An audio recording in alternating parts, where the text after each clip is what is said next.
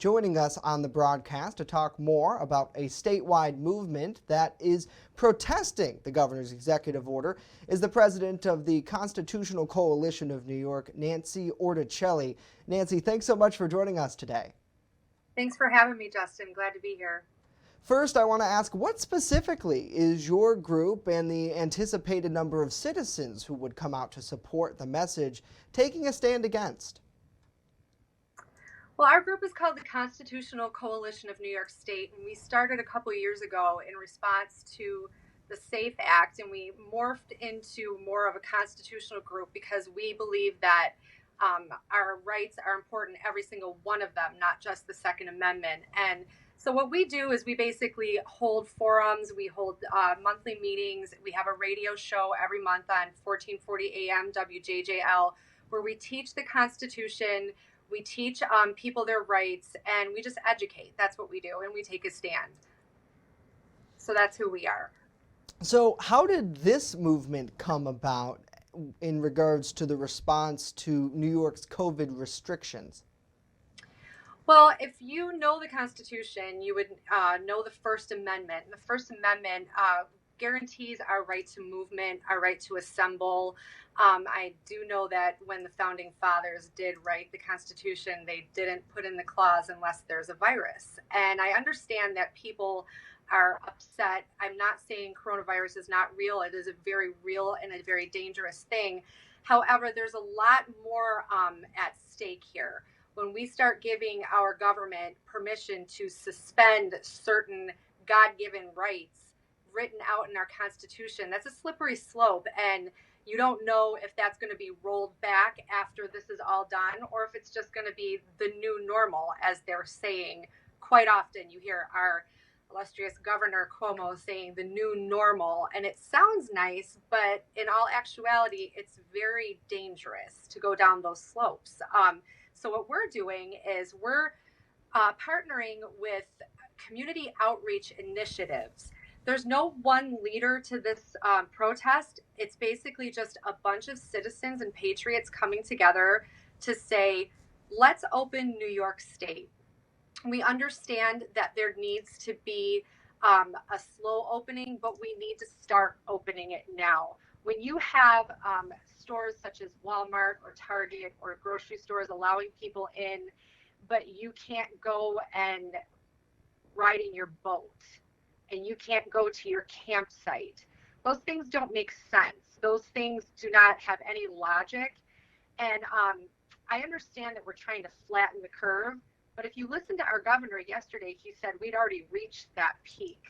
And people will say, well, that's because we've been wearing masks. And no, it's not, because the mandate for the masks just went into effect on Friday. The masks aren't going to save you. It's a virus. It has to run its course, and we're never going to get rid of it. What happens, Justin, after May 15th? On May 16th, does it magically go away? It doesn't. So we're out there protesting in a peaceable way. We want to say, open New York State. Let us get our economy back on track. We're already in trouble. We're already in debt by billions of dollars. Let us get back to work and start living our lives as free people. Now, this movement, certainly, we kind of saw it spark a little bit last week, as you mentioned, with Michigan's governors putting in restrictions, explaining to people that they can't use their boats and things like that and go to their second homes. Here in New York, do you know how many people are expected to take part in this protest? You know, I don't. Right now, as we're speaking, however, in Buffalo, there is a protest called Gridlock Buffalo, and people are driving around Niagara Square. And if people want to go online and look at it, there's people at our page, Constitutional Coalition of New York State. Someone is going live. There's so many people that they can't even enter the square. Now, May 1st, what we're talking about is statewide. We're having protests in Syracuse, Rochester, New York City, Albany, Buffalo, all these cities. So I'm actually anticipating, I hope it will be thousands and thousands of people who say, we are the United States of America. We are free to make our own choices. We do not need a nanny government. Now, this is a tough question, but how do you strike a balance between the public safety, which a lot of government officials are arguing, and public freedom? Okay, well, public safety, if you look at the statistics, people kind of need a lesson on what the curve means. The curve represents the number of people who contract COVID-19 over a period of time. And the healthcare system has a fixed capacity. So a flatter curve ensures that the demand for healthcare doesn't exceed its supply. And we had been hearing over and over that hospitals were being built, ships were being brought in, but they haven't been needed. They have been untouched and not used. And the governor said yesterday, we already reached the peak. So where's the public, where is the public safety issue there? If we've already reached the peak, we've already been told that 80% of us are going to get it anyway. So, I mean, where's public safety here as far as the flu? Why didn't we do this for the flu? People say you can't compare this to the flu, but yes, you can, because we have not even reached the amount of numbers that the flu has taken in this flu season. And so, people can call us conspiracy theorists all they want. This is a power grab. This is a power grab. Like I said, the governor, he's increased his executive powers through the legislature. And is it going to be rolled back when this is all done? Or is this going to be a total stomping on our rights, We are the United States of America. We are free. Now, if you're scared and you don't want to go out and you don't want to catch coronavirus, which I don't, stay home, but don't tell other people what they can do. Now, under what legal authority does the governor say that he has for implementing this pause order? Because they did pass that legislative effort which expanded his powers. But as you mentioned, it seems like there really isn't, at least that we know of, especially here in the media, no one's talking about a final end date when things would be restored to the way that they were before. Correct. On March 7th, they passed that legislation increasing his executive powers. And I just want to say that the stipulations for that cover different situations that might arise, that he could suspend certain laws and create new laws. Those ranged from high winds to a volcanic eruption, because we have a lot of those in New York State apparently. But there was a 30-day expiration date for that.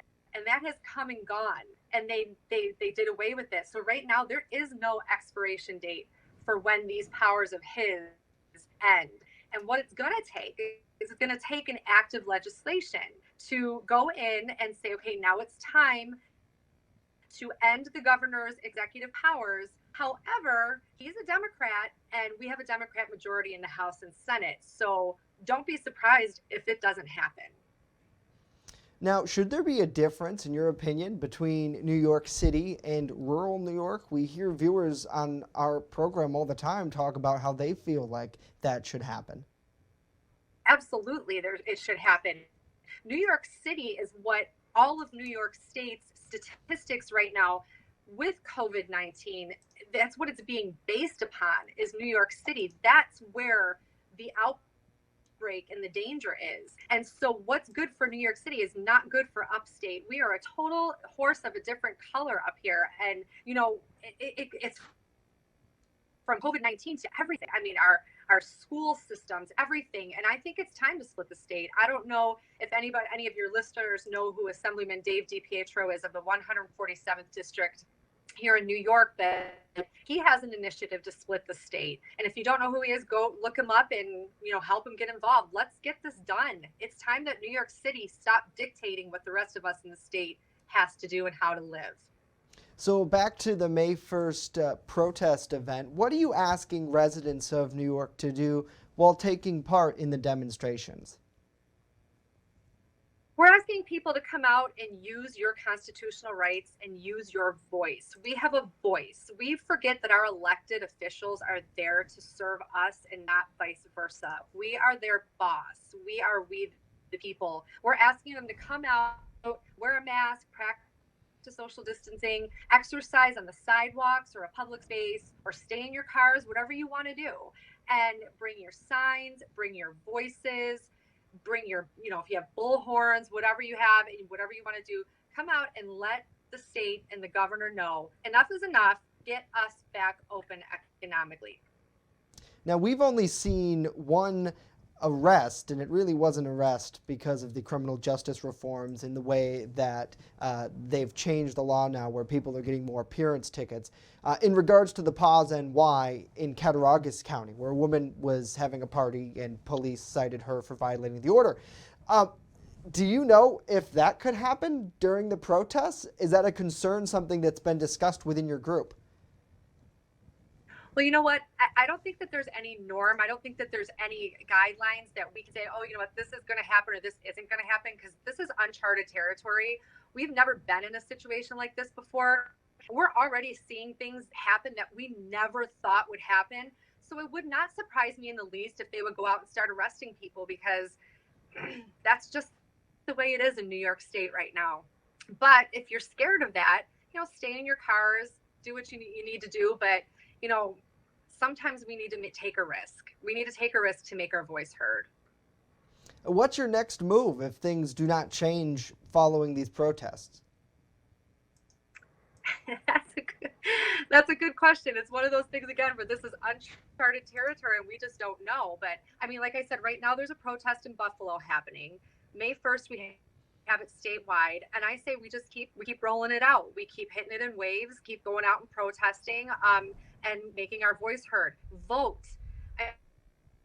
I mean, if people in New York State are upset with what's going on, maybe they should consider not voting Democrat anymore, because New York State has been Democrat controlled for decades. And look where we are. We are in debt. We were in debt before this virus. It's not the virus's fault.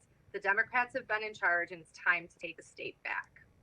All right, Nancy Orticelli, the president of the Constitutional Coalition of New York, joining us on the broadcast today. Nancy, thank you so much for your time. We appreciate you being here. Thanks for having me, Justin.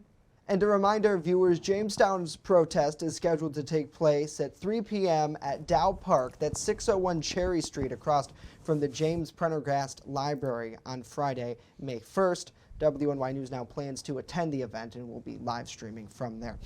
Nancy, thank you.